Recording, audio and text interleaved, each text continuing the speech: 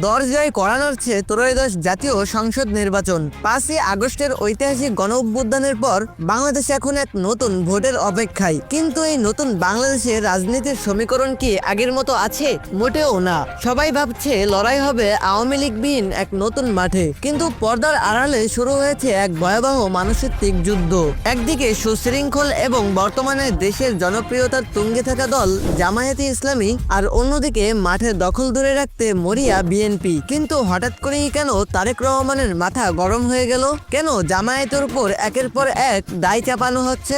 আজকের ভিডিওতে আমরা দেখাবো কিভাবে জামায়াতের ক্রমবর্ধমান জোয়ার দেখে বিএনপির দিশেহারা হয়ে ভুল চাল দিচ্ছে।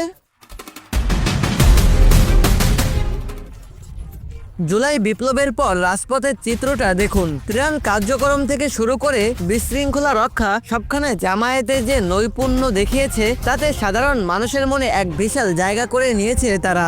বিশেষ করে তরুণ প্রজন্মের কাছে জামায়াত এখন একটি স্বচ্ছ ও সুশৃঙ্খল শক্তির নাম।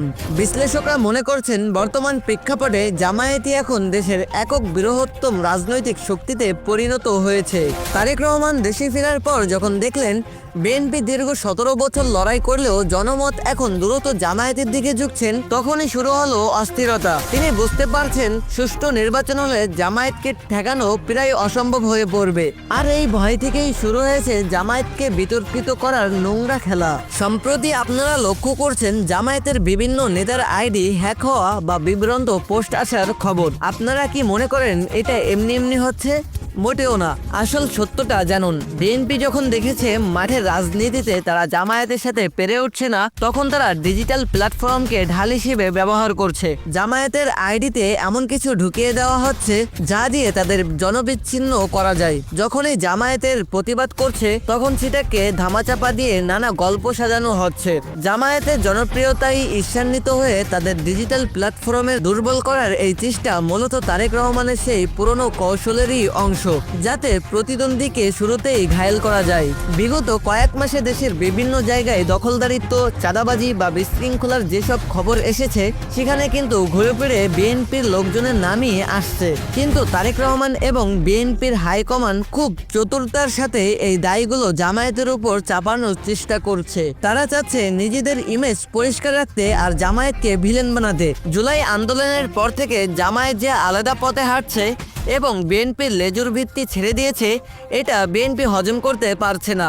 ফলে শত্রুতা এখন প্রকাশ্য। জামায়াতের জনপ্রিয়তা যত বাড়ছে বিএনপির ভুলগুলো তত প্রকট হচ্ছে, এবং সেই ভুলগুলো ঢাকতে তারা জামায়াতকে ঢাল হিসেবে ব্যবহার করছে। এটা কি সুষ্ঠু রাজনীতি নাকি স্রেফ প্রতিহিংসা?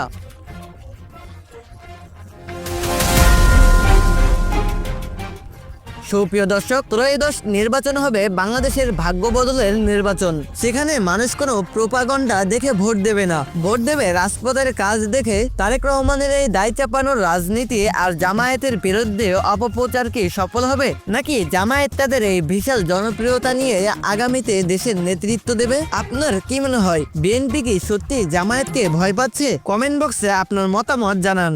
সত্যের পক্ষে থাকতে ভিডিওটি শেয়ার করুন এবং এরকম নিত্য নতুন ভিডিও পেতে আমাদের চ্যানেলটি সাবস্ক্রাইব করে সাথে থাকুন। ধন্যবাদ। আসসালামু আলাইকুম ওয়া রাহমাতুল্লাহ।